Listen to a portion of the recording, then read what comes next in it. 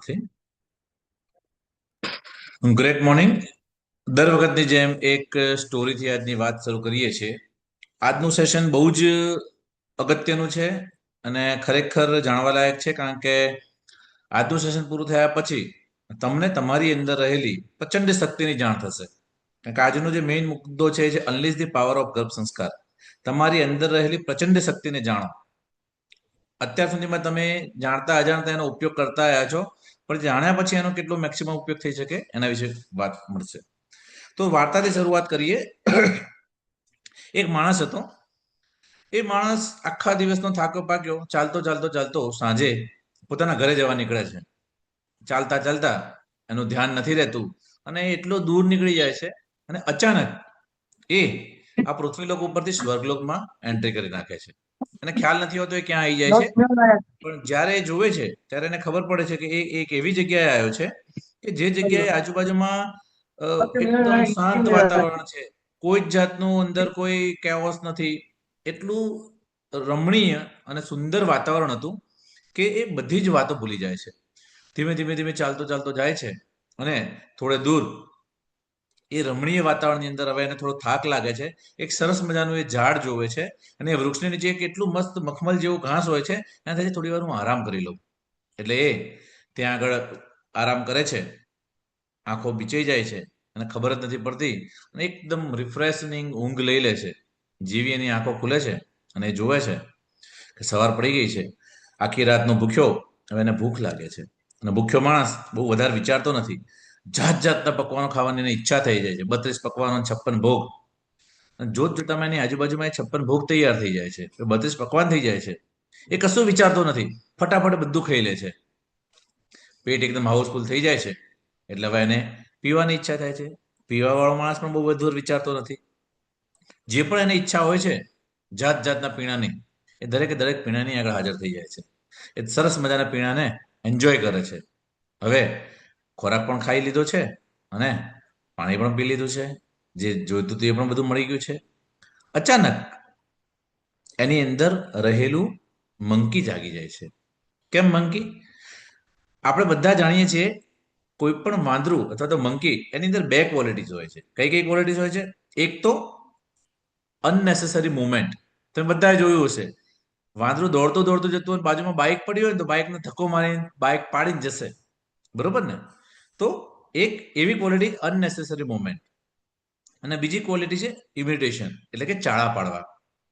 અને આને આપણા યોગિક શાસ્ત્રની અંદર, યોગની અંદર આપણા મનને પણ માકડું કીધું છે, મરકટા કીધું છે. કેમ? એની અંદર પણ આ બે ક્વોલિટીઝ હોય છે. એક તો અનનેસેસરી મુવમેન્ટ અને ચાળા પાડવા, ઇમિટેશન. એટલે તરત આ માણસની અંદરનું જે મનની અંદરનું જે માકડું હતું એ જાગી ગયું. અચાનક એને વિચાર આવ્યો, અરે રે, આ શું? જાતે ખોરાક તૈયાર થઈ ગયો, જાતે પાણી આવી ગયું. 100% અહીંયા આજુબાજુમાં ક્યાંય ભૂત હોવા જોઈએ, ગોસ્ટ હોવા જોઈએ. અચાનક એની આજુબાજુમાં ગોસ્ટ દેખાવા માંડ્યા. એને થયું 100% મને પીડા આપશે, મને દુઃખી કરશે. અચાનક જ એ ગોષ્ઠના કારણે એના શરીર ઉપર ઉજળા થવા માંડ્યા, એને પીડા થવા માંડી. એને મનમાં વિચાર્યું, અરે રે, હવે તો મારો સમય પૂરો. હવે તો આ લોકો મને મારી નાખશે. અને એનું મોત થાય છે. તો અહીંયા શું સમજવા મળે છે તમને? અહીંયા તમને એ જ વાત સમજવા મળે છે. આ જે માણસ છે, જે એની જાતે ચાલતો હોય છે અને એક જગ્યાએ આવીને વૃક્ષને નીચે ઊંઘે છે અને જે ઈચ્છા ધરાવે છે એ દરેકે દરેક ઈચ્છા એની પૂરી થાય છે. તો ખરેખર આ છે શું? એ જે વૃક્ષ નીચે ઊંઘ્યો હતો ને, એ વૃક્ષ હતું કલ્પ વૃક્ષ. અને આજની લાઈનમાં આજે જો આપણે કોઈ પણ જગ્યાએ એવું વૃક્ષ શોધવા જઈશું તો ત્યાં જંગલોના જંગલ કપાઈ ગયા છે. આવું કોઈ વૃક્ષ આપણને મળશે નહીં. પણ આ વૃક્ષ એટલે આપણા મનનું વૃક્ષ. આપણા દરેકની અંદર આપણું જે માઇન્ડ છે ને, એટલું પાવરફુલ છે કે તમે જે ધારો એ કરી શકે છે. અને આ એના મગજની શક્તિ હતી. આવી જ શક્તિ દરેક માતાની પાસે ભગવાને આપેલી છે. અને એટલા માટે જ દરેક માતાની પાસે એ પાવર છે, એના બાળકને એને જેવું ઘડવું હોય એવું કરી શકે. બરોબર? કારણ કે બાળકનું સબકોન્શિયસ અને માતાનું સબકોન્શિયસ એકબીજા સાથે જોડાયેલું હોય છે. ચલો, આ તો વાત કરી મેં એક સ્ટોરીની. હવે તમને એમ થશે, આ સ્ટોરીથી શું મતલબ છે? સાયન્સથી તો સમજાવો સાહેબ, આ સ્ટોરી જેન્યુઇન છે કે નહીં. તો હું અહીં તમને લોકોને પ્રશ્ન પૂછવા માંગુ છું. તમારામાંથી જે લોકો અહીંયા આગળ અવેલેબલ છે, મને આ પ્રશ્નનો આન્સર આપો કે અહીંયા આગળ પ્રશ્નની અંદર લખ્યું છે કે can you fly to reach Ahmedabad from your present location. શું તમે અત્યારે જે કોઈ બી જગ્યાએ બેઠા છો એ જગ્યાએથી ઉડીને તમારાથી 100 કિલોમીટર દૂર જઈ શકશો? કમેન્ટ કરો. તમારામાંથી જે પણ છે, શું તમે ઉડીને અહીંયાથી બીજા સ્ટેજ ઉપર જઈ શકો? યસ અથવા નો. જો તમે ઉડીને જઈ શકો તો યસ લખો, ઉડીને ના જઈ શકો તો નો લખો. દરેકનો કમેન્ટ આવો જરૂરી છે, કારણ કે તમારા એક એક નો નો નો લખો. હજુ અહીંયા તો 20 જણા છે, કમેન્ટ 2 જાય છે, મતલબ કે બાકીના 18 જણા ઉડીને જઈ શકે છે, એવું જ થયું ને મતલબ. લખો, નો લખો. જો ઉડી શકતા હોય તો યસ લખો. જે લોકોને એમ લાગતું હોય કે ના ભાઈ તમે ઉડીને અહીંયાથી તમારાથી 100 કિલોમીટર દૂર અમદાવાદ રહેતા હોય તો સુરત રહેતા હોય તો બોમ્બે તમે ઉડીને જઈ શકો, લગભગ 100% લોકોએ નો લખ્યું છે. એનો મતલબ શું થયો? તમે ઉડીને જઈ શકો નહીં. ચલો બીજો એક પ્રશ્ન પૂછું છું. શું તમે અહીંયા બેઠા બેઠા તમારાથી 100 કિલોમીટર, 200 કિલોમીટર, 500 કિલોમીટર, 5000 કિલોમીટર દૂર કોઈ વ્યક્તિ બેસી હોય એની સાથે વાત કરી શકો, ફેસ ટુ ફેસ કોન્ટેક્ટ કરી શકો? તો યસ તો હા લખો, અને નો હોય તો નો લખો. તમે હાલ જ્યાં બેઠા છો ત્યાં બેઠા બેઠા તમારાથી 50 કિલોમીટર, 100 કિલોમીટર, 150 કિલોમીટર, 500 કિલોમીટર દૂર જે પણ વ્યક્તિ બેઠી છે એની સાથે વાત કરી શકો કે ના કરી શકો? એનું મોઢું જોઈ શકો કે ના જોઈ શકો? યસ અથવા નો? Yes yes. હજુ બાકીના આન્સર આપો. Yes yes yes yes yes yes. લગભગ આમાં લગભગ yes, only face time call. Yes. પણ ટૂંકમાં તમે અહીંયા બેઠા બેઠા ટેકનોલોજીના માધ્યમથી પણ જોઈન્ટ તો થઈ શકો છો. લગભગ 99% લોકોએ યસ નો. હવે આ બંને પ્રશ્નોમાં એક સાયન્સ છુપાયેલું છે. અત્યારે તમે ક્યાંય પણ ન્યૂઝમાં જોતા હશો, ક્યાંય સાંભળતા હશો, એક વસ્તુ ચોક્કસ સાંભળતા હોય છો, હમણાં નવી ડિસ્કવરી થઈ, સાયન્સે આ નવું ડિસ્કવર કર્યું. ક્યાં એવું નથી કર્યું સાયન્સે બનાવ્યું, ક્રિએટ કર્યું, એવું ક્યાં નથી આવતું. સાયન્સે શું કર્યું છે? આ નવી ડિસ્કવરી કરી. What is the meaning of Discovery? Discover કરવું એનો મતલબ છે કે જે જગ્યા ઉપર જે વસ્તુ પડી છે એના ઉપરનું કવર દૂર કર્યું. દેટ મીન્સ ઓલરેડી એ માહિતી ત્યાં હતી, એ માહિતી ઉપરથી આપણે એને કવર દૂર કર્યું, એટલે અંદરની જે માહિતી હતી આપણી પાસે આવી. અને કહેવાય ડિસ્કવર કરવું, ડિસ્કવરી થઈ. હવે આ જ પ્રશ્ન જો અત્યારે જે તમને મેં વાત કરી કે વિડીયો કોલની, હવે આજથી ધારો કે 250 વર્ષ પહેલા આ જ પ્રશ્ન જો કોઈને પૂછવામાં આવે તો આનો આન્સર શું હોત? આજથી અત્યારે તો તમે હું અત્યારે આ લેપટોપ ઉપર કે મોબાઈલ ઉપર અત્યારે એકબીજાની સાથે વાતો કરી શકીએ છીએ, પણ જો આની આ જ ઘટના આજથી 250 વર્ષ પહેલા પૂછવામાં આવે તો એ વખતે આન્સર શું હોત? નો. શું હોત એ વખતે આન્સર? કોણ કહેશે? યસ, નો નો નો નો. કેમ? રીઝન શું છે? તમે હાલ જે પ્રમાણે કીધું બરોબર, તો કારણ શું હોઈ શકે?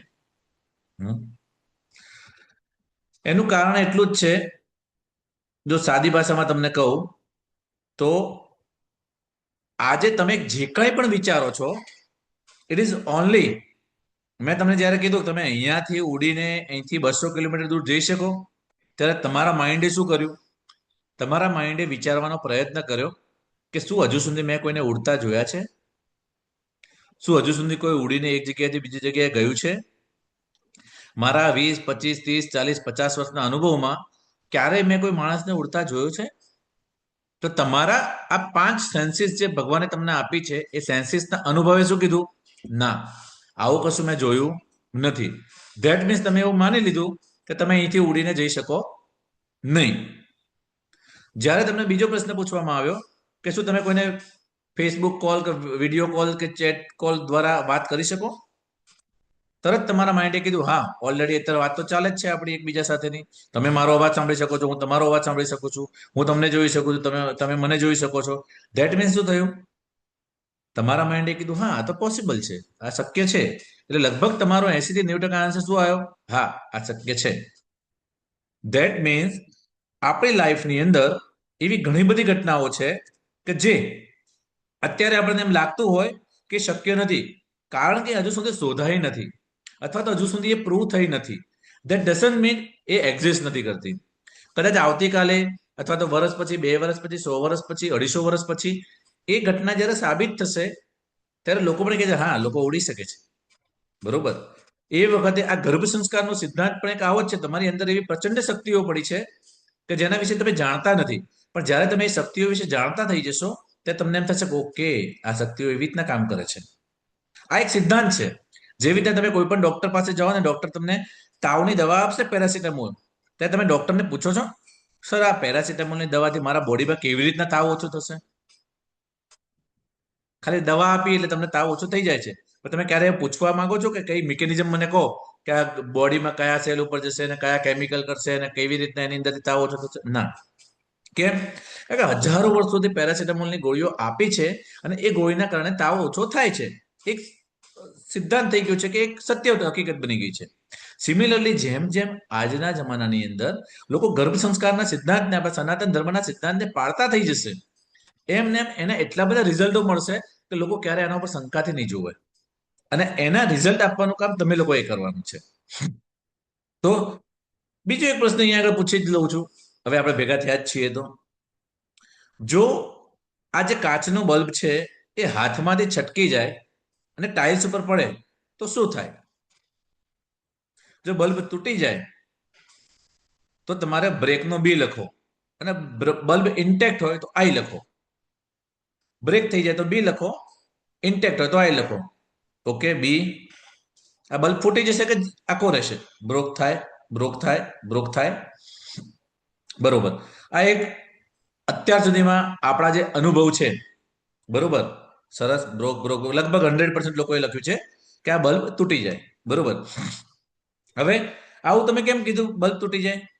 અત્યાર સુધીમાં તમારી પાસે જે પણ તમારી 5 સેન્સીસ છે, એ જે પણ તમારો અનુભવ ગ્રહણ કર્યો છે એના પ્રમાણે આજ સુધીમાં જેટલા પણ બલ્બ તમે પડતા જોયા છે એ બધા તૂટી જાય છે. હવે અહીંયા આગળ આપણે જોઈએ, ધ્યાનથી આ વિડીયો જોજો. બલ્બ નથી તૂટ્યો, बल्ब नहीं फूटा, बल्ब नहीं टूटा ना पता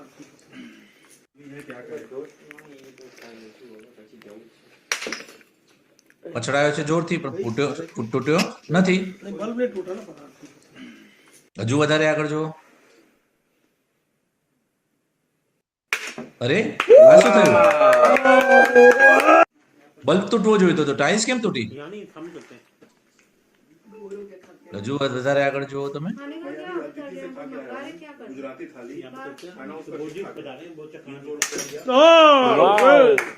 हो गया। टुकड़ा टुकड़ा कर दिए, 5-6 टुकड़े कर दिए। બલ્બ આખો છે, ટાઇલ્સના 4 થી 5 ટુકડા થઈ ગયા. नहीं क्यों हुआ?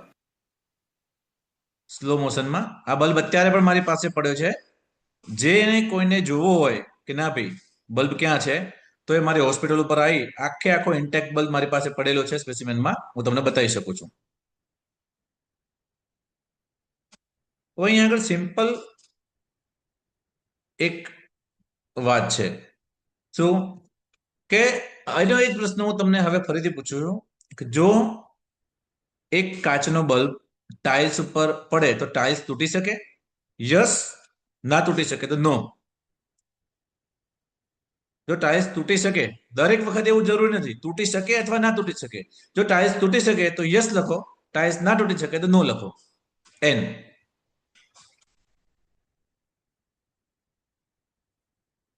Okay, Jyotiben yes. ટાઇલ્સ તૂટી શકે, તૂટી શકે. વિમળાબેન ના તૂટી શકે. તો તમે વિડીયો કદાચ તમને જોયો નથી. નો, ના તૂટી શકે. તો બોલો ચંદ્રિકાબેન, કેમ ના તૂટી શકે? વિમળાબેન, તમે અત્યારે ના લખ્યું કે ના તૂટી શકે, મેં અહીંયા આગળ ખાલી તમને એટલું પૂછ્યું કે બલ્બથી ટાઇલ્સ તૂટી શકે, યસ ઓર નો. ફરીથી એક વખત તમારે જો વિડીયો જોવો હોય તો ફરીથી તમે જોઈ શકો છો. અહીંયા આગળ કોઈ એઆઈ જનરેટેડ નથી, કોઈ આની અંદર મેનિપ્યુલેશન નથી. આ મારો લાઈવ વિડીયો છે. એ લાઈવ વિડીયોની અંદર મારે કશું કહેવાની જરૂર નથી. તમારી હાજરીમાં એક સામાન્ય ફોનથી લીધેલો આ વિડીયો છે. बल्ब नहीं फूटा नहीं बल्ब नहीं टूटा ना पर મેં એવું નથી પૂછ્યું કે બલ્બ ફૂટશે જ. મેં પૂછ્યું કે બલ્બથી ટાઇલ્સ તૂટી શકે, શક્યતાની વાત છે. यानी हम करते हैं બરોબર. તમારી અંદર જે પ્રચંડ શક્તિ છે, તો શું તમે એક ઉત્કૃષ્ટ બાળકના જન્મ આપી શકશો? જો તમને શક્યતાઓ વિશે નકારાત્મકતા રાખી છે, શક્યતા, તો તમે શું કહેશો? ના ના, હું તો ઉત્કૃષ્ટ બાળકના જન્મ ના આપી શકું. टुकड़ा टुकड़ा कर दिया દરેક માં શું કહે છે? હા, હું બાળકને જન્મ આપીશ અને મારું બાળક ઉત્કૃષ્ટ બની શકે છે. કેમ? એને પોતાના ઉપર વિશ્વાસ છે કે એની અંદર રહેલી ઉત્કૃષ્ટ શક્તિઓનો એ ઉપયોગ કરી શકે છે. બરોબર. એવી જ રીતના પોતાની અંદરની શક્તિ ઉપર વિશ્વાસ કરીને આ બલ્બથી પણ ટાઇલ્સ તૂટી શકે છે. તો ગર્ભ સંસ્કાર એટલે શું? ગર્ભ સંસ્કાર આવી જ શક્તિઓને ઉજાગર કરવાની વાત છે. ગર્ભ સંસ્કાર પણ એક એવો જ સિદ્ધાંત છે, જેવી રીતના 50મા માળેથી કોઈ બાળક, કોઈ પણ વ્યક્તિ જો નીચે કૂદકો મારશે તો ગુરુત્વાકર્ષણનો સિદ્ધાંત એવું કહે છે કે નીચે જ પડશે, ક્યારે ઉપર જશે નહીં. ભલે 50મા માળેથી કૂદકો માર્યા પછી એનો આત્મા ઉપર જતો રહે, પણ ગુરુત્વાકર્ષણ બળ એને હંમેશા નીચે જ ખેંચશે, એને ક્યારે ઉપર નહીં લઈ જાય. આ ગર્ભ સંસ્કારનો સિદ્ધાંત પણ કંઈક આવો જ છે, જે હંમેશા જો તમે એને યોગ્ય રીતના એનો ઉપયોગ કરશો તો તમે તમારા બાળકની અંદર ઉત્કૃષ્ટ શક્તિઓ પ્રાપ્ત કરી શકશો અને કરી શકશો. કારણ કે ગર્ભ અને સંસ્કાર એવા બે શબ્દોથી બનેલો આ શબ્દ છે, અને આપણી સંસ્કૃતિ એવી કહે છે કે કોઈ પણ વ્યક્તિના જીવનમાં સૌથી પહેલા શિક્ષક અથવા ગુરુ છે ને એના માતા પિતા હોય છે. બરોબર. તો આ જે ગુરુ છે એના માતા પિતા એ કેવી રીતના કામ કરે છે એના વિશે આપણે જોવાનું છે. મારા વિશે બધા જાણતા જ હશે, ડોક્ટર મેહુલ કિરણકુમાર નાયક. બહુ વધારે તમારા એના વિશે જાણ નહીં કરું, પણ એક સાદી વાતથી સમજાવવાનો પ્રયત્ન કરીશ. કેમ? કારણ કે ઘણા લોકો જો મને નહીં ઓળખતા હોય તો તમને એમ થશે કે આ સર જે બોલે છે એના ઉપર સચ્ચાઈ કેટલી, અથવા એના ઉપર બિલીવ કરવા જેવું કે નહીં. અત્યારે જે પણ આપણે વાત કરી રહ્યા છે એ ખરેખર માનવી જોઈએ કે ના માનવી જોઈએ? તો હું એક ગાયનેકોલોજીસ્ટ છું, ઓબ્સ્ટેટ્રિશિયનના ગાયનેકોલોજીસ્ટ છું, લાઈફ કોચની ડિગ્રી કરેલી છે, બ્રેન એક્સપર્ટ તરીકેના સેશન લઉં છું, ગર્ભ સંસ્કારના સેક્શન છેલ્લા 5 વર્ષથી લઉં છું, લેપ્રોસ્કોપિક સર્જન પણ છું, સોનોલોજીસ્ટ પણ છું, NLP ઉપર પણ કામ કરી રહ્યો છું.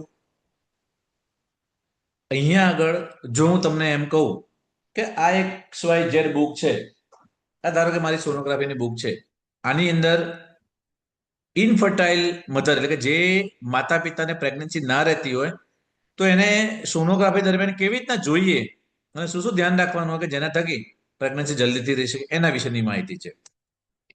આ બીજી એક બુક છે.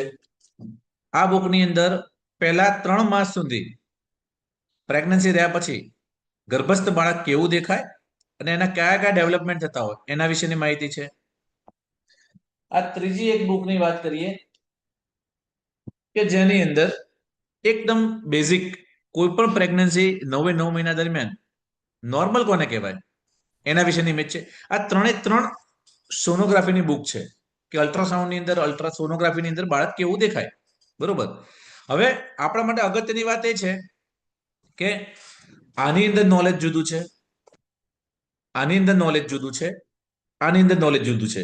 હવે હું તમને પ્રશ્ન પૂછું કે આ ત્રણેયની અંદર કદાચ તમને સોનોગ્રાફી કરતા નથી આવડતી, આની અંદર 50% નોલેજ છે, આની અંદર 50% નોલેજ છે, અને આની અંદર 50% નોલેજ છે. પણ જો આ 3 બુકને ભેગી કરી દો તો કેટલા ટકા નોલેજ હશે? આનું નોલેજ વધારે હશે કે આ 2 બુક ભેગા કરો તો વધારે નોલેજ હશે, કે આ 3 બુક વધારે ભેગી કરો તો નોલેજ હશે? ઓબ્વિયસ વાત છે કે જ્યારે 3 પુસ્તકની અંદરનું જ્ઞાન ભેગું કરવામાં આવે તેનું ઓબ્વિયસ છે એની અંદર નોલેજ વધારે જ હશે. તો સિમિલરલી ગર્ભ સંસ્કાર, અનલીઝ ધી પાવર ઓફ ગર્ભ સંસ્કાર. તમે બધાએ ગાયત્રી પરિવારનું નામ સાંભળ્યું છે. ગાયત્રી પરિવાર એટલે કે જે આપણા વેદ માતા ગાયત્રી છે એની એક આખી સંસ્થા છે, ધાર્મિક સંસ્થા, જેના ઉપર દર 2-3 મહિને ઓનલાઈન ગર્ભ સંસ્કાર હરિદ્વારનું જે ચેપ્ટર છે, હરિદ્વાર દ્વારા દરેક રાજ્યની અંદર ગર્ભ સંસ્કારની પાઠશાળા, માતાની પાઠશાળા અંતર્ગત લેક્ચર એ લોકો લેતા હોય છે.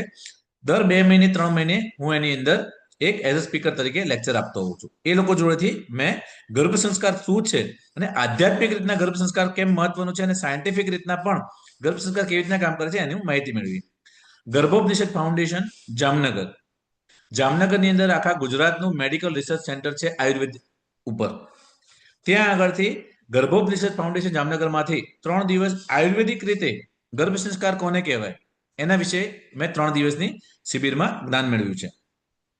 મેજેસ્ટિક ગર્ભ સંસ્કાર સેન્ટર અમદાવાદ, તમારામાંથી ઘણા બધા લોકોએ નામ સાંભળ્યું હશે, બરોબર?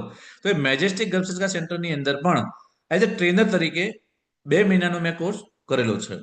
તથાસ્તુ સાયન્ટિફિક ગર્ભ સંસ્કાર સેન્ટર, બરોબર, કે જે અત્યારે એક ગાયનેક ડોક્ટર અને એક એન્જિનિયર, એ બંને સર પારસ સર, આ બંને જણા એક સાયન્ટિફિક ગર્ભ સંસ્કાર સેન્ટર ચલાવી રહ્યા છે, બરોબર, ઓનલાઈન છે.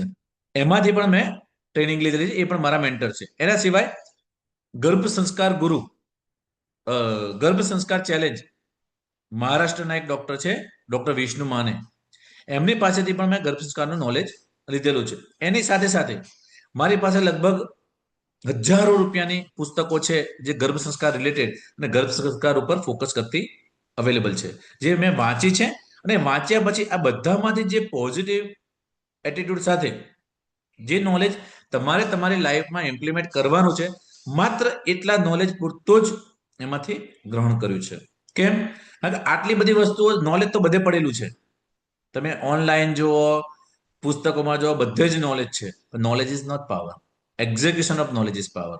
તો આ બધું જ નોલેજ મેં કેવી રીતના ઉપયોગ કર્યો છે, સાદી રીતના તમને સમજાવવા માંગુ તો અત્યાર સુધીમાં છેલ્લા 12 વર્ષની અંદર 25,000 કરતા વધારે ડિલિવરી અને ઓપરેશન અત્યાર સુધીમાં કરી નાખ્યા છે.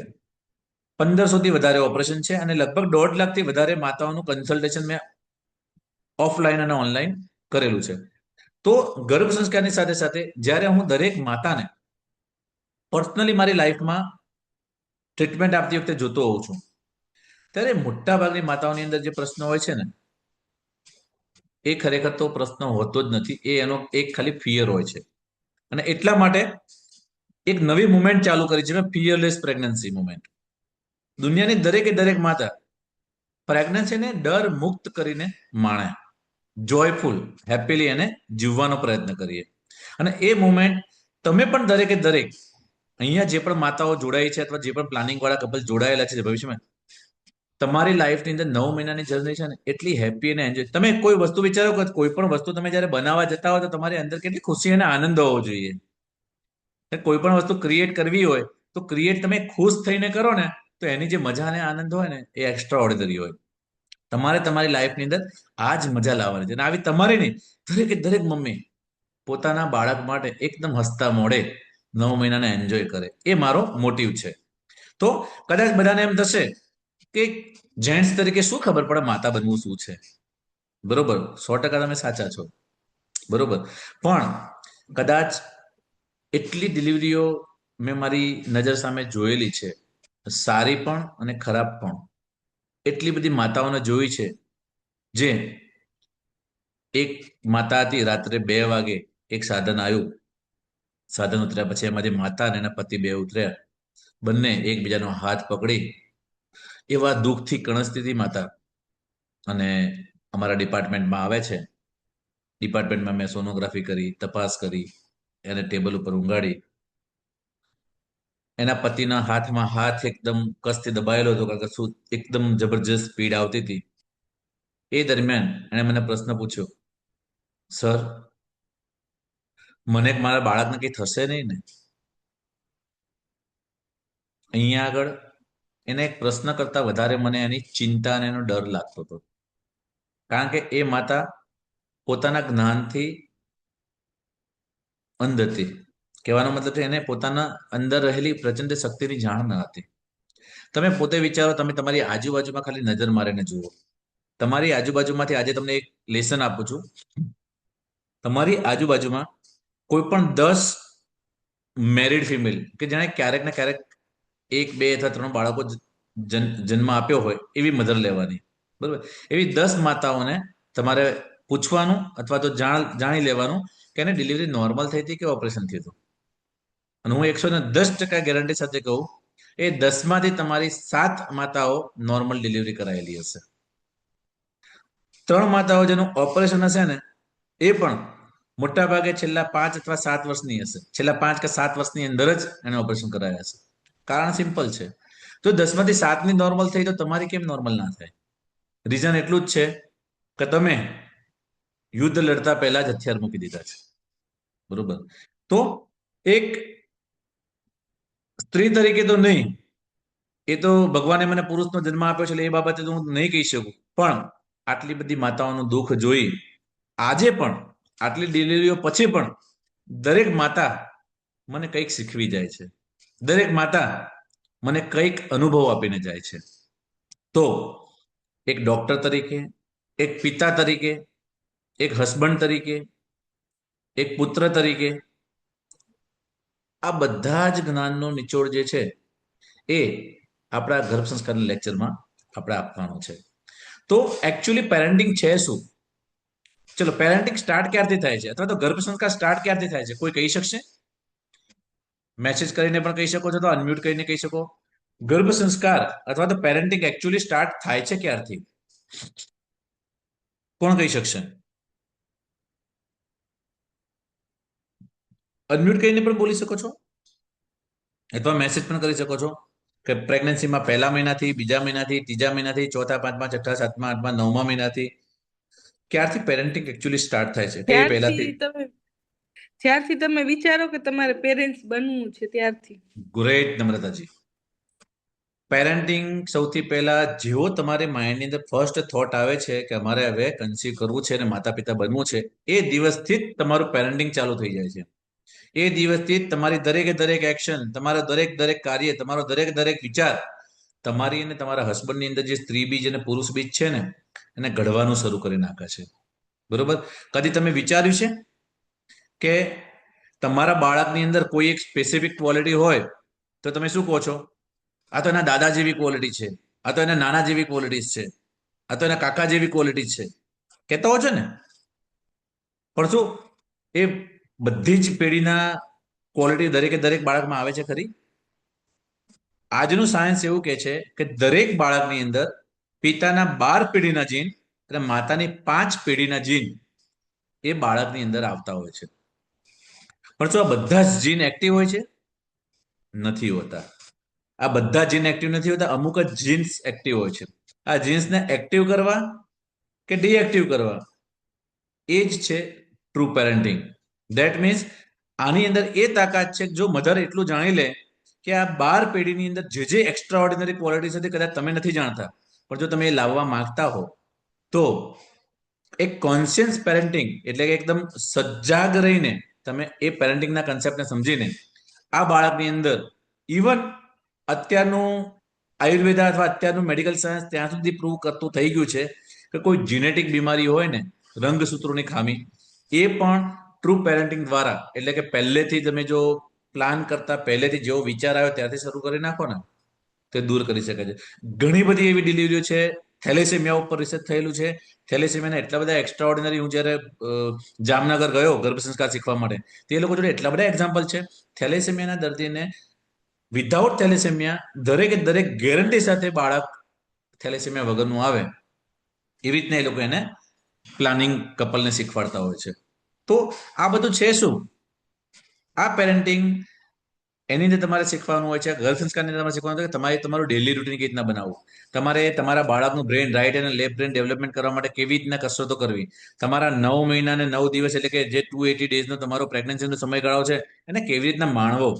રોજ તમારું જે મેઇન ફેક્ટર મેં કીધું કે 80% જે કોમ્પ્લિકેશન્સ પ્રેગ્નન્સીમાં થતી હોય છે ને, સ્ટ્રેસ, એન્ઝાયટી, ટેન્શનના કારણે હોય છે. બરાબર? તો એ ગુસ્સા અને તણાવ અને સ્ટ્રેસને કેવી રીતના દૂર કરવું, અને એનાથી પણ બધી ખૂબ જ મજાની વાત, તમે તમારા બાળક સાથે વાત કરી શકો છો. તો કેવી રીતના તમે તમારા બાળક સાથે વાત કરી શકો, આ બધી જ વસ્તુ આની અંદર આવે છે. હવે અહીંયા આગળ આપણે વાત કરી કે કેમ આ બધું જુદું છે. ગર્ભ સંસ્કારના ક્લાસ તો ઘણા બધા લે છે. મેં આ 5-6 જગ્યાએ શીખ્યું, એ દરેક લોકો પોતપોતાની રીતના ચલાવે છે. તો એમાં ને આમાં જુદું શું છે? એમાં ને આમાં જુદું એ છે કે જેટલા પણ ગર્ભ સંસ્કાર કોર્સીસ ચાલે છે, બરોબર, ત્યાંથી તમને કદાચ ગર્ભ સંસ્કારનું નોલેજ મળશે. એઝ એક ડોક્ટર તરીકે કઈ જગ્યાએ કયું સ્ટેપ લેવું એ પણ તમને અહીંયા જાણવા મળે છે. આટલા વર્ષોના સમયગાળા દરમિયાન જે મેં પુષ્કળ આની પાછળ રોકાણ કર્યું છે, માત્ર સમયનું નહીં, 10 લાખથી વધારે રૂપિયા પણ આની પાછળ ખર્ચ્યા છે. બરોબર. તો એ બધું જ જે નોલેજ છે એનો નિચોડ છે ને એ તમને અહીંયા આગળ મળશે. અને આખો આ પ્રોગ્રામ આપણે એવો સરળ બનાવ્યો છે, એટલો ઇઝી બનાવ્યો છે કે મોટાભાગના કેસમાં ક્યાં થાય કે તમે કોઈ પણ કોર્સ જોઈન કરો ને એ તમારે જે કોર્સ જોઈન કર્યો ને એનો હાથ પકડવાનો થાય. પણ જ્યારે તમે અહીંયા આગળ અમારી સાથે જોઈન થાવ છો ને ત્યારે અમે તમારો હાથ પકડીએ છીએ કે જેથી કરીને તમે અમારો હાથ છોડી ન શકો. અલ્ટિમેટલી એક જ આપણી ઈચ્છા છે કે એક્સ્ટ્રા ઓર્ડિનરી જીનિયસ ચાઇલ્ડ આ પૃથ્વી ઉપર આપણે લાવવાનું છે. તો આ કોર્સ કોના કોના માટે છે કે આ ગર્ભ સંસ્કાર કોને કોને શીખવું જોઈએ? જો તમે પ્રેગ્નન્ટ છો તો તમારે આ ગર્ભ સંસ્કાર વિશે માહિતી મેળવવી જરૂરી છે. જો તમે સ્માર્ટ, ક્રિએટિવ, ઇન્ટેલિજન્ટ બાળક જોઈએ છે એક્સ્ટ્રા ઓર્ડિનરી, તો તમારે ગર્ભ સંસ્કાર વિશે નોલેજ લેવું જરૂરી છે. જો તમે પ્રેગ્નન્સીને મેં કીધું એમ એન્જોય કરવા માંગતા હો, સ્ટ્રેસ ફ્રી, ગુસ્સા વગર અને માણવા માંગતા હોય તો તમે ગર્ભ સંસ્કાર વિશે આગળ વધવું જોઈએ. જો તમારા જીવનમાં તમે ખુશી અને આનંદ ઈચ્છો છો તો પણ આ પ્રોગ્રામ તમારા માટે છે. અથવા તો પાસ્ટમાં એવી કોઈ ઘટના બની ગઈ છે કે જેના કારણે અત્યારે તમે ડામાડોળ થઈ ગયા છો. મેં ઘણા બધી માતાઓ એવી જોઈ છે એને 2-2, 3-3, 4-4, 5-5 કસુવાડ થઈ. એક માતાને 8 કસુવાડ પછી 9મું બાળક પૂરા મહિને જન્મ્યું. હવે આ 8 વખત કસુવાડ થઈ હશે તો 9મી ડિલિવરીમાં માતા ઉપર શું વીતતી હશે? પણ માત્ર સારું સાયન્ટિફિક નોલેજ એટલે કે મેડિકલની અંદર જે ડોક્ટર તરફથી આપવામાં આવતી જે સારવાર છે એ, અને પ્લસ પોઝિટિવ મેન્ટલ એટીટ્યુડ, જેના થકી એ માતાએ 9 મહિના પૂરા કરીને એના બાળકને જન્મ આપ્યો. જો તમને સિઝેરિયન સેક્શન વિશે ચિંતા છે, ડર છે કે આ શું હોય છે, કેમ હોય છે, મારે ઓલરેડી 3 ઓપરેશન થઈ ગયા, હવે શું થશે, તો પણ આ પ્રોગ્રામ તમારા માટે છે. એવી ઘણી બધી વસ્તુઓ છે કે જેનાથી તમે ડરતા હોય તો ગર્ભ સંસ્કાર વિશે શીખવું ખૂબ જ જરૂરી છે. હવે અહીંયા એ પણ થશે કે આ પ્રોગ્રામ કોના માટે નથી? કોણે કોણે આ પ્રોગ્રામમાંથી હાલ ને હાલ અત્યારે જ એક્ઝિટ થઈ જવું જોઈએ? જો તમે એવું વિચારતા હોય કે આજનું આ સેશન પૂરું થાય અથવા તો તમે આ કોર્સ જોઈન કરો અને પછી તમારું બાળક એક્સ્ટ્રા ઓર્ડિનરી કાનુડા જેવું આવશે કે રામ જેવા પુરુષોત્તમના ગુણો લઈને આવશે, તો આ પ્રોગ્રામ તમારા માટે નથી. કારણ કે પ્રયત્ન વગર સંપૂર્ણ પરિણામ મળતું નથી. જો તમે પ્રયત્ન કરવા તૈયાર નથી, તમારા 100% આપવા તૈયાર નથી, તો આ પ્રોગ્રામ તમારા માટે નથી. જો તમે તમારા ધ્યેય પ્રત્યે, ગોલ પ્રત્યે ગંભીર નથી કે તમારે એક્સ્ટ્રા ઓર્ડિનરી જીનિયસ આટલી ક્વોલિટી વાળું બાળક જોઈએ છે, તો આ પ્રોગ્રામ તમારા માટે નથી. જો તમે નવા વિચારો માટે ખુલ્લા નથી, જેમ કે તમે જોયું કે એક કાચનો બલ્બ પણ ટાઇલ્સ તોડી શકે છે. બરોબર. હવે તમે હજુ પણ જો એવું વિચારતા હોય આ તો બધું હંબક છે, આ પોસિબલ જ નથી, પ્લીઝ યુ કેન લીવ. તમે અત્યારે જ લીવ થઈ શકો છો. જો તમે સાચા અને સખત સત્યથી સરળતાથી નારાજ થઈ જાઓ છો, અથવા તો જે હકીકત છે, જે સત્ય સનાતન કન્સેપ્ટ છે એ તમે પચાવી નથી શકતા, તો આ પ્રોગ્રામ તમારા માટે નથી. તો ખરેખર ગર્ભ સંસ્કાર છે શું અને કોના માટે છે? તો ગર્ભ સંસ્કાર એટલે સાદી ભાષામાં પ્રિપેરિંગ, પરફેક્ટિંગ, તૈયારી, શુદ્ધિકરણ અને પરફેક્ટિંગ. Preparing, પ્યુરિફાઈંગ and પરફેક્ટિંગ. તેનો મતલબ શું થયો? ચલો સાદી ભાષામાં અહીંયા આગળ સમજાવવાનો પ્રયત્ન કરું. અહીંયા આગળ તમે બધા લોકો છો. દરેક મધર ગમે એટલી આજના જમાનાની અંદર પ્રોફેશનલ હોય, નોકરી ધંધા ઉપર જતી હોય, તેમ છતાં પણ એને ઘરે જમવાનું તો બનાવવું જ પડતું હોય છે, અથવા તો ક્યારેક ને ક્યારેક તો બનાવવું જ પડતું હોય છે. હવે ધારો કે તમે અત્યારે આજે તમારા હસબન્ડને દૂધીનું શાક બનાવવા માંગો છો, બરોબર? આજે દૂધીનું શાક બનાવવું છે, તો શું કરશો? ચલો મને હવે કહેશો, એક પછી એક અનમ્યુટ કરી. જે લોકોને ખબર છે કે જે લોકોએ પહેલા આ વાત સાંભળી છે એ પણ આમાં એડ કરી શકે છે. તો સૌથી પહેલા તમે તમારા હસબન્ડને દૂધી લેવા મોકલશો કે જાઓ ભાઈ બજારમાં જઈને દૂધી લઈ આવો. પહેલું કામ મેં કરી નાખ્યો. બીજું તમે શું કહેશો? ચલો અનમ્યુટ કરીને એક પછી એક બોલો. તમારા હસબન્ડને દૂધીનું શાક ખવડાવવું છે, દૂધી લેવા તમે મોકલી દીધા, કદાચ એ દૂધી લઈને ઘેર આવી ગયા, હવે શું કરશો તમે? દૂધીને આપણે ધોસી, પછી એને કટિંગ કરસી. ધોવાની. બીજો મુદ્દો થયો કે દૂધીને ધોશું.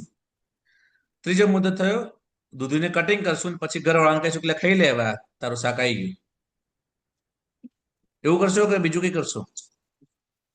હા રીતુબેન ના પાડો છો તો બોલો શું કરશો? પહેલા પહેલા છે ને વોશ કરીશું, બરોબર. પછી કટિંગ કરીશું, ઓકે. પછી એને છે ને પ્રિપેરિંગ માટે મૂકવાની કે લાઈક શાક બનાવવા માટે એમને શાક ખાવું હોય તો એવી રીતના શાક બની આપવાનું.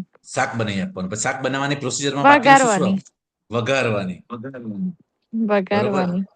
એટલે સૌથી પહેલા શું કર્યું? એક તો દૂધી લેવા ગયા, લીધા પછી એને સાફ કરી, વોશ કરી, પછી એની છાલ ઉતારી. તમે છાલ કાઢી નથી, છાલ કાઢવાની. છાલ કાઢ્યા પછી એને સમારવાની અથવા સુધારવાની. બરોબર. ઝીણા ઝીણા ટુકડા કરવાના, મોટા મોટા નહીં. એ ઝીણા ઝીણા ટુકડા કર્યા પછી શું કરશો? પછી એને ધીમી આંચે જે પણ તમે શાકમાં બનાવવા માટે મૂક્યું છે એને ગરમી ઉપર થોડું મૂકશો. એ ચડે છે કે નહીં, પાકે છે કે નહીં જોશો.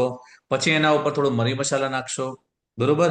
મરી મસાલા નાખ્યા પછી તમે એક તમારી જે થાળી લેશો, એમાં રોટલી કે ભાખરી કે જે પણ પૂરી કે જે બનાવ્યું છે એની સાથે થોડું શાક કાઢી અને બાકીનું જે પણ અથાણું છે કે સલાડ છે કે બધું આપીને એને આપશો. તો એક સામાન્ય દૂધીના શાકને તમારા ઘરવાળાના પેટ સુધી પહોંચવા પહેલા આટલા બધા સંસ્કારમાંથી ગુજરવું પડે છે. આ દરેકે દરેક વસ્તુ છે એ સંસ્કાર થયા કહેવાય. સંસ્કાર એટલે સાદી ભાષામાં સુધારો.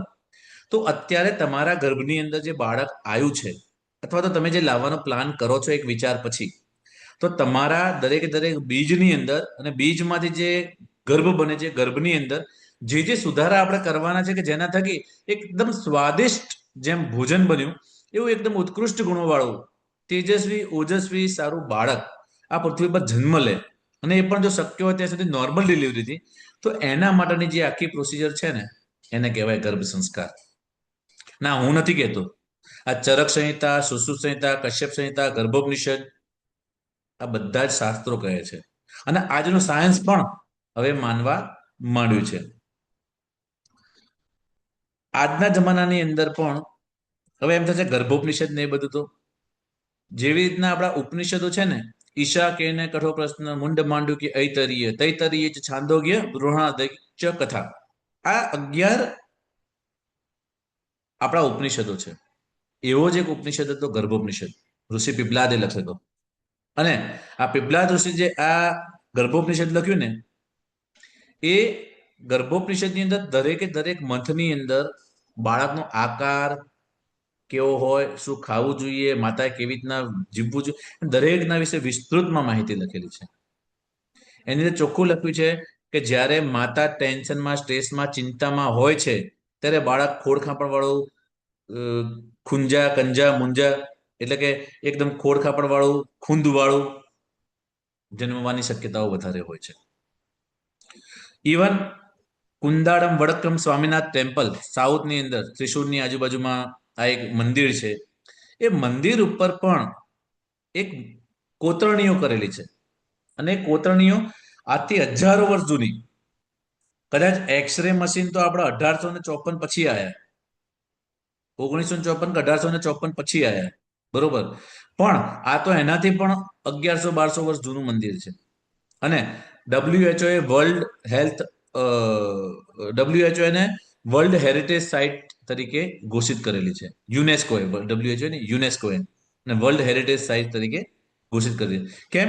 એના ઉપર એટલા વર્ષો પહેલા પણ ભારતની સંસ્કૃતિ પાસે એક જ્ઞાન હતું કે એક સ્પર્મ કેવું દેખાય, એક ઓવમ કેવું દેખાય, અને કયા મહિનાની અંદર બાળકનો કેવો આકાર છે, આ બધું ત્યાં આગળ કોતરણી કરી. તમે ગૂગલ ઉપર સર્ચ મારજો કુંદાડમ વડક્કમ સ્વામિનાથ ટેમ્પલ, તો ત્યાં આગળ આ બધી કોતરણીઓ તમને સ્પર્મ ને ઓવમ ને એના ચિત્રો દેખવા મળશે.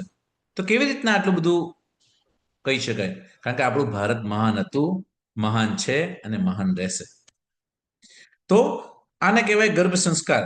તો ગર્ભ સંસ્કાર આપણા સ્ક્રિપ્ચરની અંદર પણ જે સુશ્રુત સંહિતા નામનો જે ગ્રંથ છે એના શરીર સ્થાન નામના ચેપ્ટર 10 ની અંદર ગર્ભ સંસ્કાર ક્યારથી ચાલુ થાય છે આપણે જે બેઝિકલી સમજતા હોય તેની અંદર એ ચોખ્ખું શું લખ્યું છે? ગર્ભિણી, આ તો આખો સંસ્કૃત શ્લોક છે એટલે તમને નહીં ખબર પડે, એનો આપણે મિનિંગ જોવાનો પ્રયત્ન કરીએ.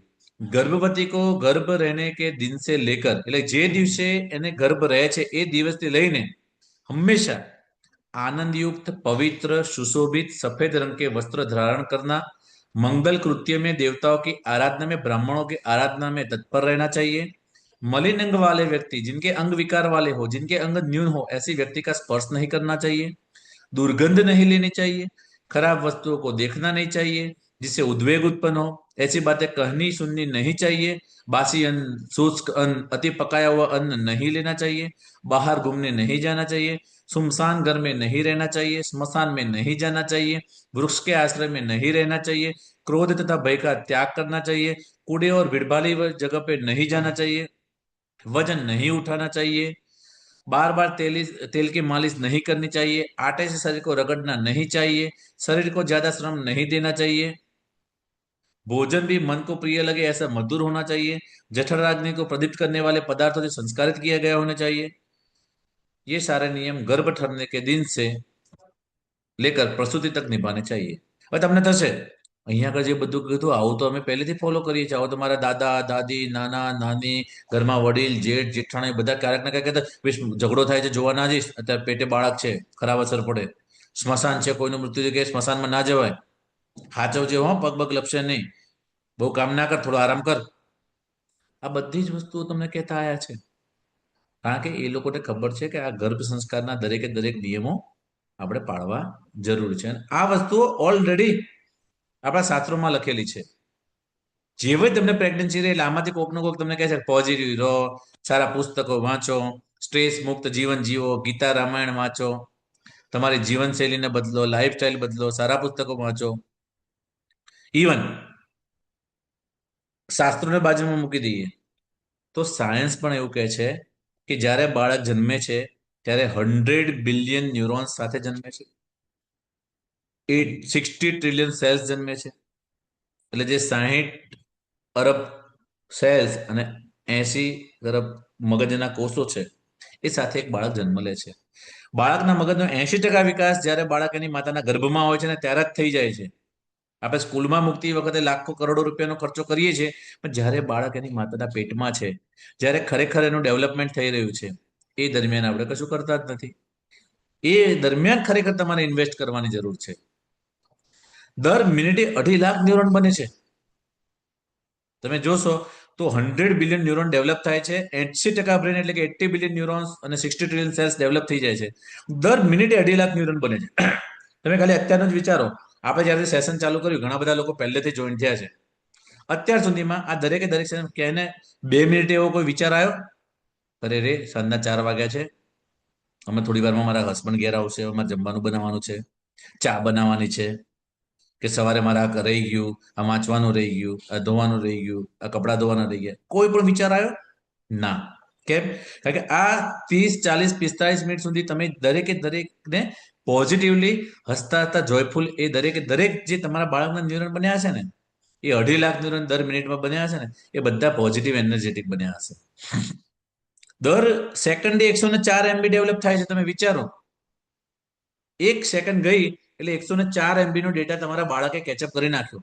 અત્યારે તમે અહીંયા જેટલા લોકો સાંભળતા હશે ને, એ દરેકે દરેક બાળકના માઇન્ડનું ગ્રાસ્પિંગ પાવર જબરજસ્ત હોય. જેને 7મો 8મો અને 9મો મહિનો જતો હશે ને, એ બાળક અત્યારે મેં બોલેલો દરેકે દરેક શબ્દ સાંભળતો હશે, સમજતો હશે અને એના માઇન્ડની અંદર રેકોર્ડ થતો હશે. બાળક એક સ્પોન્જ જેવું હોય છે, જે પણ હોય ને બધું ગ્રાસ્પ કરી નાખે. ઇવન 7મા 8મા મહિનાની અંદર બાળક વર્લ્ડની 4 5 ભાષાઓ સમજી શકે છે અને યાદ રાખી શકે છે. તમે એવું કેટલી વખત સાંભળ્યું છે કે તમારું બાળક નાનું થઈ જાય ને, થોડું 2-3 વર્ષનું, ત્યારે કાલા કોલા શબ્દમાં હિન્દી બોલતું થઈ જાય. તમે શીખવાડ્યું ના હોય તોય. મમ્મીએ 9 મહિના ટીવીમાં સાસ વહુની સિરિયલ જોઈ હોય તો બાળક તો હિન્દી બોલતું થઈ જ જશે ને. ઇવન જ્યારે એવા રિસર્ચ પણ અમેરિકાની અંદર થયા છે કે જ્યારે બાળક જન્મે પછી એની મમ્મી અને એના પપ્પા 2 જણા બાજુમાં બોલતા હોય તો એ બાળક એના ફાધરનો અવાજ પણ રેકગ્નાઇઝ કરી શકે, એની મધરનો અવાજ પણ રેકગ્નાઇઝ કરે, એની લોકલ લેંગ્વેજ પણ રેકગ્નાઇઝ કરી શકે છે. દરરોજના બાળક 5000 શબ્દો શીખી શકે છે પ્રેગ્નન્સી દરમિયાન. તમે વિચારો એની વોકેબ્યુલરી, એની ભાષાકોષને તમે કેટલો મજબૂત કરી શકો છો. ઓમ ચેન્ટિંગ કરવાથી બાળકનું માઇન્ડ શાંત થઈ શકે છે. ગાયત્રી મંત્ર ચેન્ટ કરવાથી ટ્રેમેન્ડસ ઇફેક્ટ બાળક ઉપર આવી શકે છે. એટલે ઘણા બધા લોકો ગાયત્રી મંત્રનું રાઇટિંગ પણ કરતા હોય છે પ્રેગ્નન્સી દરમિયાન, કારણ કે એનાથી બાળકના બ્રેનની ગ્રે મેટર પાવરફુલ થાય છે, ન્યુક્લિયાઇડ પાવરફુલ થાય છે. અને ઘણા બધા સેન્ટર એવા છે જે બાળકને એક્સ્ટ્રાઓર્ડિનરી ક્વોલિટીઝ આપે છે. કારણ કે માત્ર ડીએનએ છે એ એકલી ડેસ્ટિની નથી, પણ ડોક્ટર લાર્સ ઓલ્ગો બાયગ્રીને એવું કીધું છે કે જે ડીએનએ છે, જે જેનેટિક્સ છે, જે માતાની 5 પેઢી અને પિતાની 12 પેઢીમાંથી જે જીન્સ મળ્યા છે ને, એ તો ખાલી હાર્ડવેર છે, પણ એને ચાલુ કરવા કે બંધ કરવા ને એ સોફ્ટવેર ઉપર ડિપેન્ડ છે, જેને કહેવાય એપિજેનેટિક થિયરી.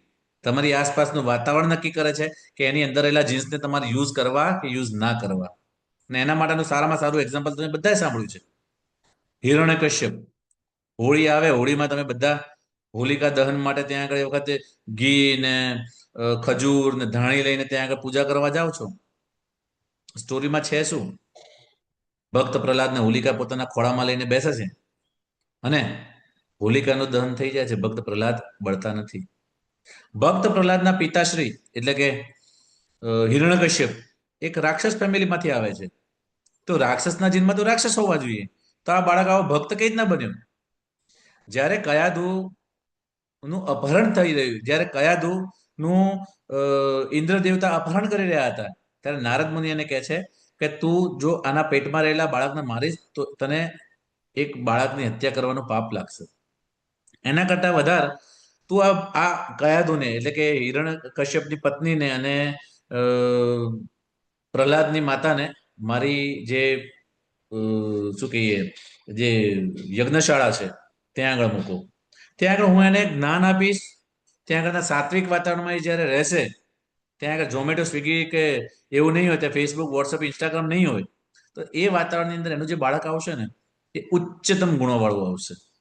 તો એની અંદર રાક્ષસના જીન્સ હોવા છતાં આ વાતાવરણના કારણે, એ એટમોસ્ફિયરના કારણે, એ એનું જે આજુબાજુનું જે ધાર્મિક આધ્યાત્મિક વાતાવરણ એના કારણે એ રાક્ષસના જીન ઓફ થઈ ગયા અને એક ઉત્કૃષ્ટ ભગવાનના જીન ઓપન થઈ ગયા. તો આ તમે પણ કરી શકો છો. પણ જો તમે એવું માનતા હોય કે હું ખાલી એક દિવસ કોઈ વિધિ કરી નાખીશ કે અમુક મંત્રો બોલી નાખીશ તો મારો ગર્ભ સંસ્કાર થઈ જશે, તો આ ગર્ભ સંસ્કાર નથી. વોટ ઇઝ નોટ ગર્ભ સંસ્કાર? એક દિવસની પવિત્ર વિધિ કે યજ્ઞ મંત્ર એ ગર્ભ સંસ્કાર નથી.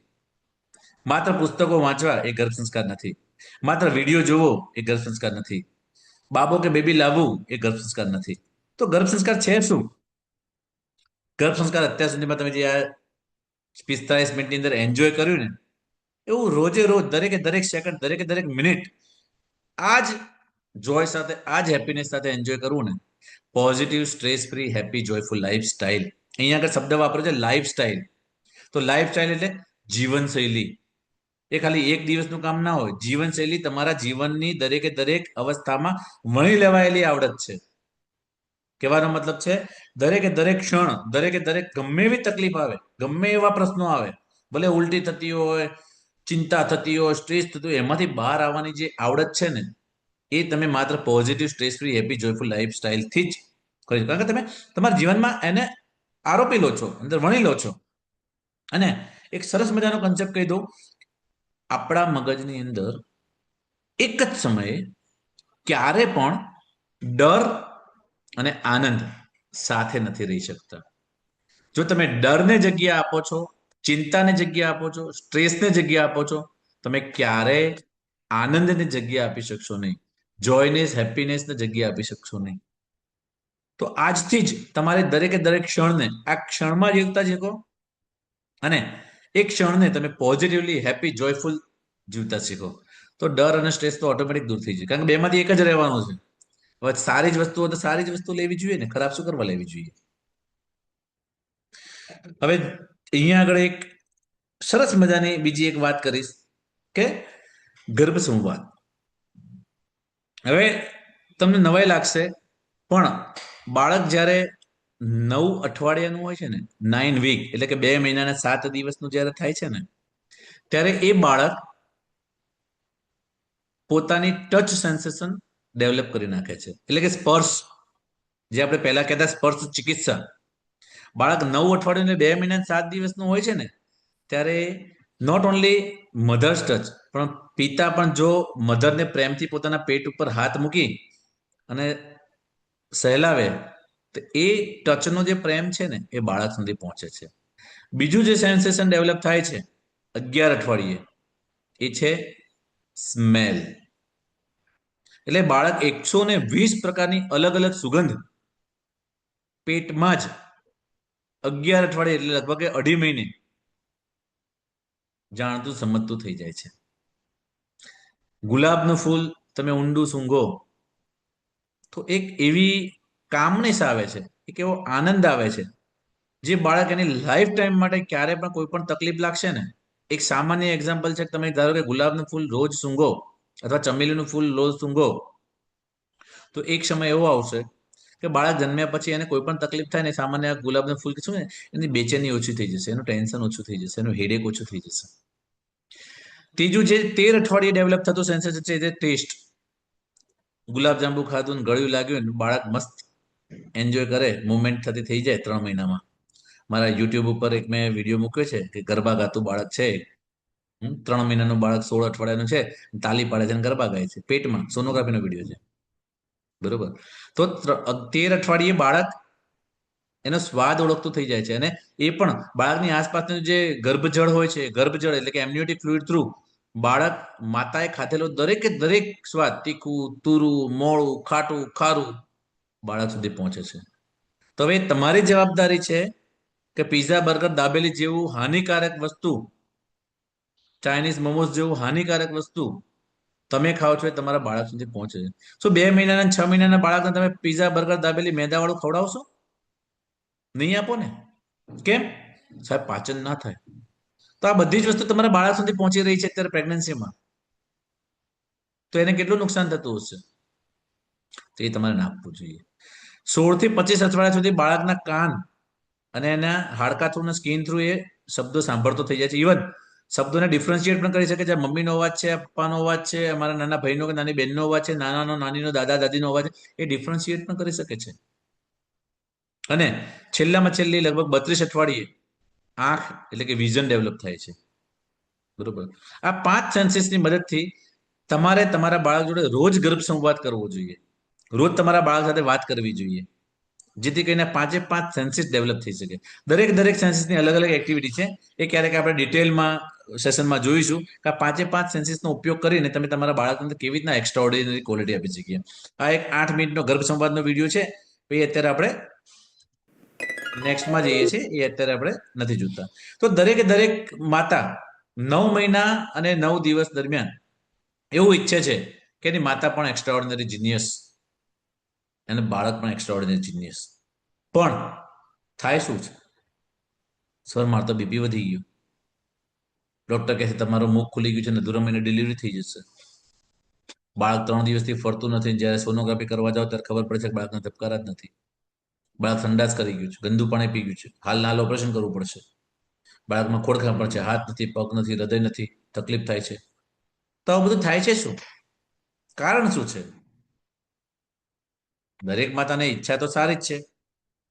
અહીંયા આગળ તમારે એ વિચારવાનું છે કે કેમ થાય છે અથવા તો શું થયું. જો એના ઉપર ફોકસ કરશો તો પ્રોબ્લેમ જ મળશે. પણ શું કરીશ એના ઉપર ફોકસ આપશો ને તો તમને જવાબ મળશે. કારણ કે પ્રેગ્નન્સી ઇન્ડ્યુસ હાઇપરટેન્શન, બ્લડ પ્રેશરના દર્દી તમે એકલા નથી. 5 થી 8% પ્રેગ્નન્ટ મધર, એટલે દર 100 મધરમાંથી 8 થી 10 મધરને બીપી વધતું જ હોય છે. ચિંતા, સ્ટ્રેસ, ટેન્શન, દર 100માંથી 78 મધર, એટલે 5% થી 78%, અલગ અલગ જગ્યાએ અલગ અલગ રિસર્ચની અંદર. તો ચિંતા 80%, 78%નો મતલબ જો લગભગ 80% મધર પ્રેગ્નન્સી દરમિયાન ઓછામાં ઓછી એક નાની મોટી ચિંતા તો કરતી જ હોય છે.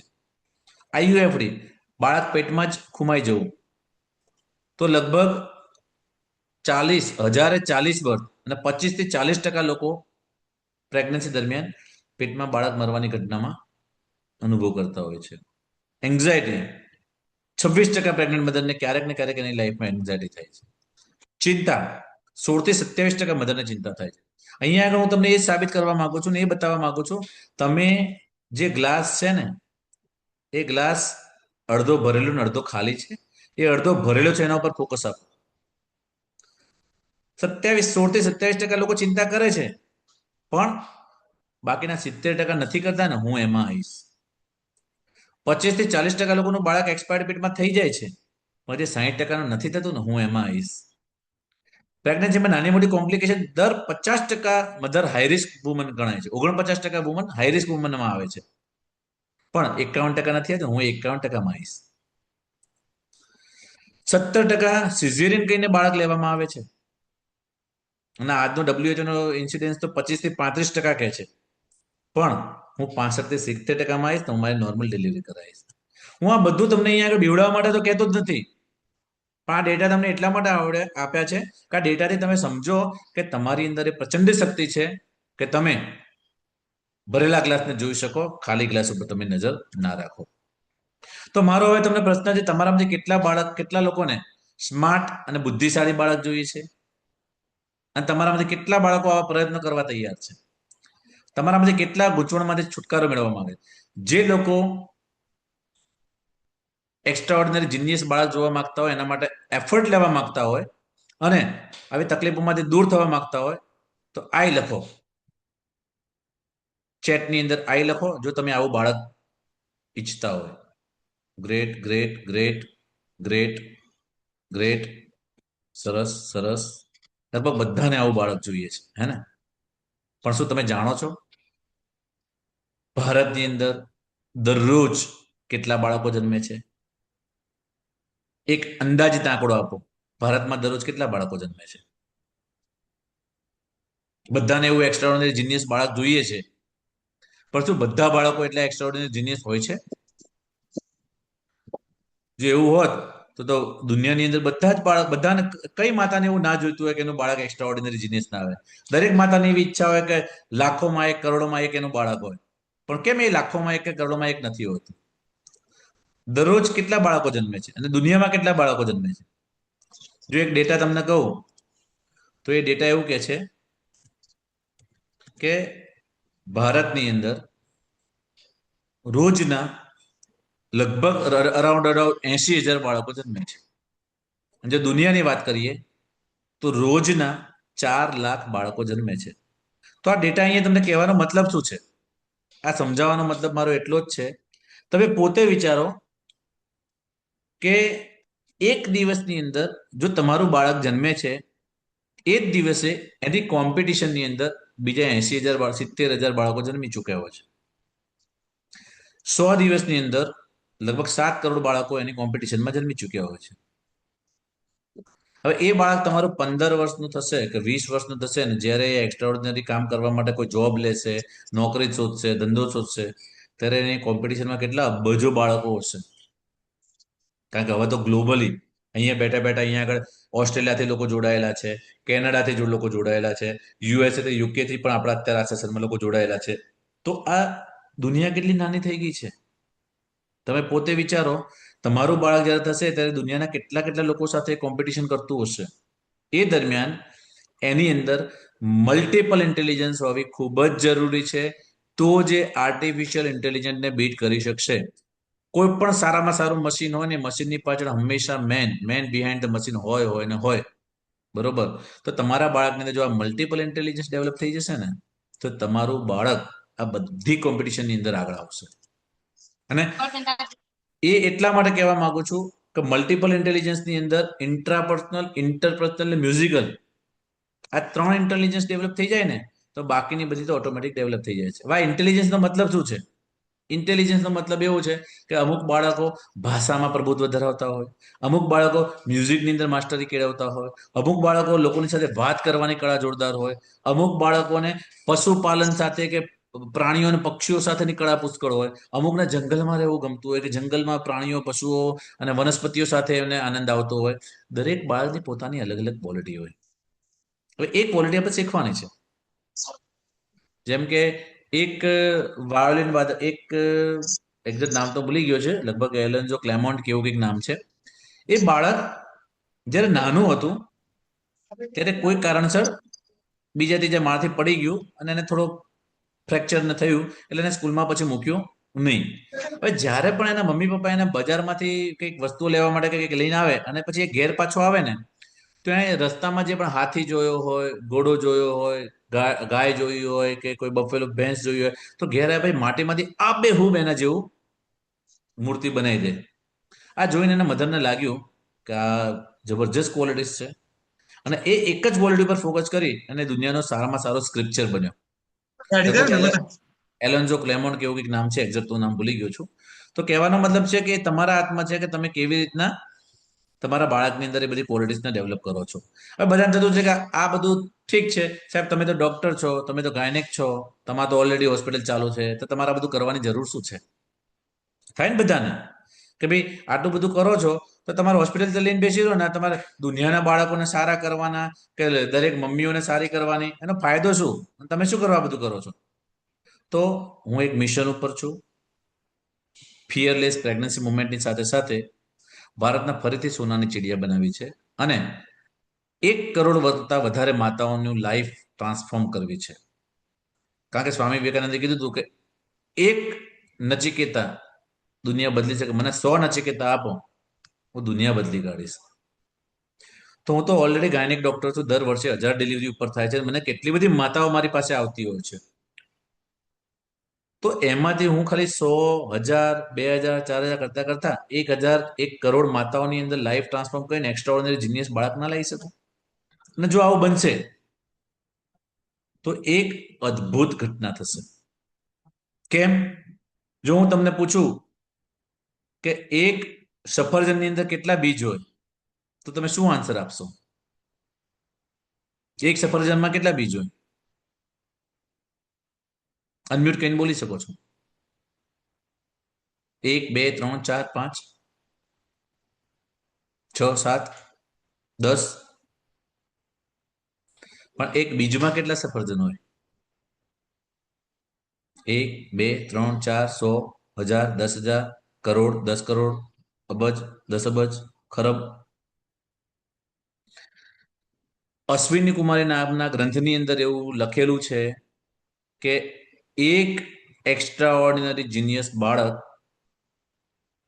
આવનારા 500 વર્ષની અંદર જો એક પછી એક ફર્ટિલાઇઝેશન કરીને એની પેઢીને આગળ વધારે તો 40 લાખ પેઢી પેદા કરી શકે. હવે જો આજ સારું બીજ લીધું છે, સારી ક્વોલિટી વાળા કન્સેપ્શન તૈયાર કરેલા છે, તો 500 વર્ષ પછી એની જે 40 લાખ પેઢી છે ને, એના માઇન્ડમાં ડોક્ટર મેહુલનું નામ રમતું હશે. અત્યારે તમારામાંથી ખાલી એક મધર એટલું નક્કી કરી નાખે ને કે આ બધી વાત સાચી છે ને મારે આમાં ફોલો કરવું છે, અને જો એનું બાળક એક્સ્ટ્રા ઓર્ડિનરી જીનિયસ આવ્યું અને એનું બાળક કંઈક નવું શીખશે, કંઈક નવું કરશે, અને એની અંદરના જીન્સ જો આપણે ચેન્જ કરી શકીએ, એક્સ્ટ્રા ઓર્ડિનરી જીનિયસ બનાવી શકીએ ને, તો એની પેઢી આગળ જતા જતા 500 વર્ષ પછી એની જે 40 લાખ પેઢી હશે ને, એની અંદર મારો આ વિચાર જીવતો હશે, એની અંદર મારો આ થોટ જીવતો હશે. દૂરની વાત જવા દો, ઇવન 15, 20, 25 વર્ષ પછી પણ જ્યારે તમારું બાળક 25 વર્ષનું, 20 વર્ષનું, 40 વર્ષનું થશે, બરોબર, એ દરમિયાન હું કદાચ જીવતો હોઈશ કે નહીં જીવતો હોય, આમ તો 125 વર્ષ જીવવું છે, પણ કદાચ જીવતો હોય કે ના જીવતો હોય, બરોબર, એ દરમિયાન જો એ બાળક એવું કહે છે કે મારે માતાએ ગર્ભ સંસ્કારનું જ્ઞાન લીધું હતું નાયક સાહેબ જોડેથી, અને એટલે આજે હું આ જગ્યા ઉપર છું, તો આ પૃથ્વી ઉપર આ જન્મ મારો પૃથ્વી પર આવવાનો સફળ થઈ ગયો, અને એ તમારા થકી થશે. જો એક બાળક પણ ગોલ્ડ મેડલ લાવી શકે, એક બાળક પણ ભારત રત્ન લાવી શકે, તો આ તમને શીખવાડવાનું અને તમારા સુધી પહોંચવાનું મારું જે મકસદ છે ને, એ મકસદ પૂરું થઈ શકે. તો એના માટે એક જ શરત છે, 100% કમિટમેન્ટ. મારે તમારું 100% કમિટમેન્ટ જોઈએ છે કે આ પ્રોગ્રામમાં તમે અત્યાર સુધીમાં જે શીખ્યા છો, તો ભવિષ્યમાં જે શીખવા માંગો છો, એ 100% અમલમાં મૂકશો. કારણ કે knowledge is not power, execution of knowledge is power. એટલે તમારી પ્રેગ્નન્સીના જેટલા પણ દિવસો બાકી છે, 2 દિવસ, 22 દિવસ, 2 મહિના, 4 મહિના, 8 મહિના, કે કદાચ હાલ જ કન્સી છે 9 મહિના બાકી છે, તો તમારા બાકીના રહેલા દરેકે દરેક દિવસો શ્રેષ્ઠ દિવસો બનાવવાના છે, અને એ તમે કમિટ કરી શકો છો. અને જો તમે કમિટેડ હોય તો મેસેજ ગ્રુપમાં લખો, જો તમે કમિટેડ મધર હોય તો લખો કમિટેડ, કમિટેડનો સી લખો, તો હું માનીશ કે તમે ચોક્કસ કમિટેડ છો. તો તમારે એવું એક્સ્ટ્રા ઓર્ડિનરી બાળક હોય તો ખાલી કમેન્ટમાં સી લખો કે you are committed, C, committed, committed, great, great, committed. કારણ કે તમારા થકી આ દુનિયા બદલાવાની છે, બરોબર. આ એફર્મેશન છે, કારણ કે શબ્દોની શક્તિ ખૂબ જ અમેઝિંગ હોય છે. તમે જે બોલો છો ને એવું જ થાય છે. જ્યારે તમે કોઈ બાળકને એવું કહો છો, આવડતું નથી, ચાલે ડફોડ, આટલું ના આવડ્યું, શું કરીશ, ત્યારે તમે એનો કોન્ફિડન્સ ડાઉન કરો છો. તમારા શબ્દોની અંદર કોઈનો કોન્ફિડન્સ વધારવાની અને કોઈનો કોન્ફિડન્સ ડાઉન કરવાની તાકાત છે. તો તમારે રોજ સવારે તમારા શબ્દો થકી તમારા પેટમાં જે બાળક બની રહ્યું છે ને, એની અંદર એક્સ્ટ્રા ઓર્ડિનરી બિલિયનર્સ કેપેસિટી લાવવાની છે. આપણે કહીએ છીએ ને, ઘણા બધા એવા પ્રોગ્રામ થતા હોય છે કે કરોડોપતિ બનવાના માટે જે પ્રોગ્રામ આવતા હોય કે તમારે ક્વોલિટી ડેવલપ કરો. તમારી પાસે અત્યારે એક સત્તા છે અને એક ક્ષમતા છે કે તમે તમારા બાળકની અંદર એક કરોડપતિ બનવા માટેની જે ક્વોલિટીઝ છે ને એ ઇનકોર્પોરેટ અત્યારથી જ કરી શકો છો, કે જેથી કરીને તમારું બાળક બહાર આવ્યા પછી એ બધી જ કેપેબિલિટી સાથે, બધી જ કેપેસિટી સાથે જન્મે કે જે તમારા બાળકને એ લેવલ પર પહોંચવા માટેની ક્ષમતાઓ આપે. જેમ કે તમે એક 200 ml નું ગ્લાસ લો અને 1 લીટરની બોટલ લો, તો બંનેમાં પાણી શામાં વધારે છે? 200 ml માં કે 1 લીટરની બોટલમાં? શામાં વધારે છે? 200 ml કે 1 લીટર? સ્વાભાવિક છે, બેઝિક છે, 1 લીટરમાં વધારે છે. કેમ? એ પહેલેથી એની કેપેસિટી વધારે છે. તો આ પ્રેગ્નન્સી દરમિયાન જ્યારે 80% બ્રેન ડેવલપમેન્ટ થાય છે ને, ત્યારે તમારા ન્યુરોન, તમારા બાળકની અંદરની જે કેપેસિટી છે, ઓલરેડી તમે જો 1 લીટર વાળી કેપેસિટી જેટલી વધારે વધારી રહી છે ને, તો બાળક બહાર આવ્યા પછી એ કેપેસિટીનો ઉપયોગ કરી શકશે. પણ જો તમે આ સમય ચૂકી ગયા તો ઓલરેડી 200 ml નું જ ગ્લાસ બનશે, પછી એની અંદર તમે વધારે પાણી નાખશો તો બધું ઢળીને બહાર આવશે, એ અંદર ટકશે નહીં. તો તમારે તમારા બાળકને એક કેપેસિટી વાળું બનાવવાનું છે પ્રેગ્નન્સી દરમિયાન, અને એના માટે તમારે ડેલી રૂટીન ફોલો કરવું પડશે, જે સવારની પ્રાર્થનાથી લઈ અને રાતે એફર્મેશન વાંચી અને ભગવાનની તત્વબોધ સાધના કરીને ઊંઘવા સાથે પૂરું થાય છે.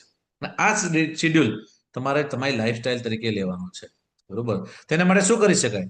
એક સિમ્પલ રૂલ છે.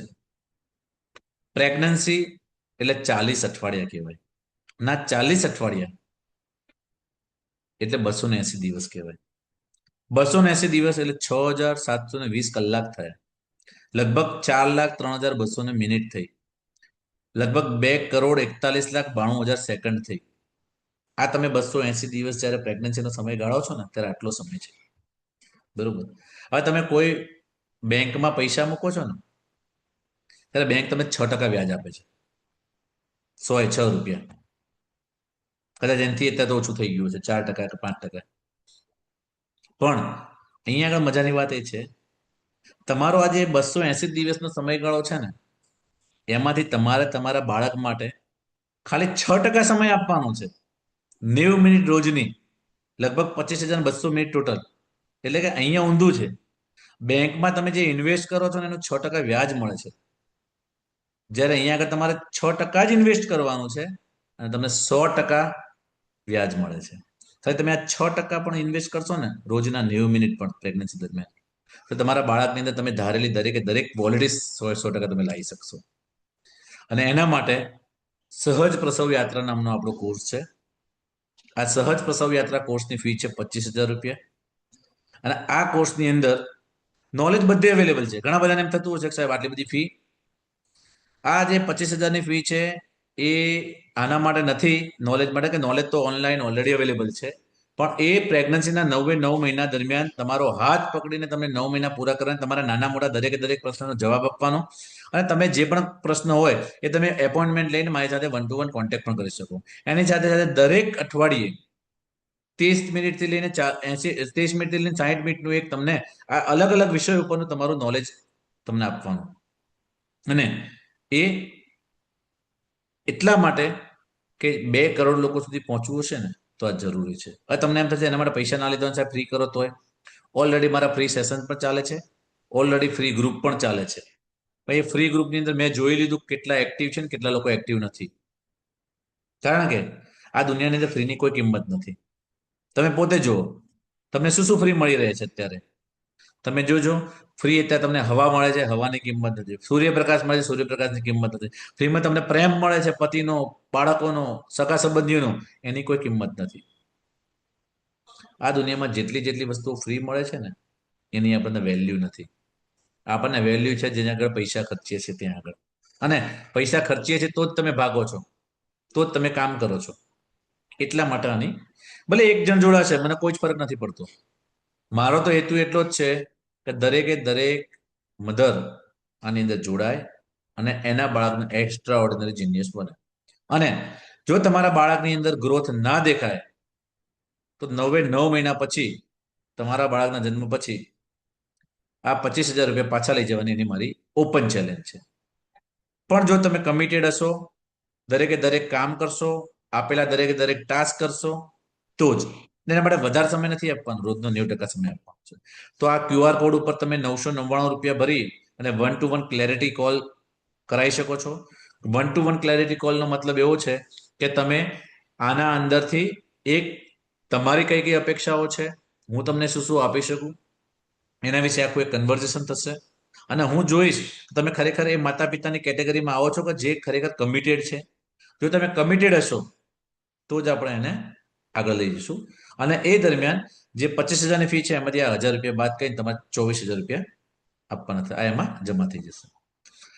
તો આ સાથે મારા આજના સેશનને હું વિરામ આપું છું અને વિનંતી કરું છું કે તમારો કોઈ પણ પ્રશ્ન હોય તો તમે બિંદાસ કોઈ પણ જાતની ચિંતા વગર પૂછી શકો છો.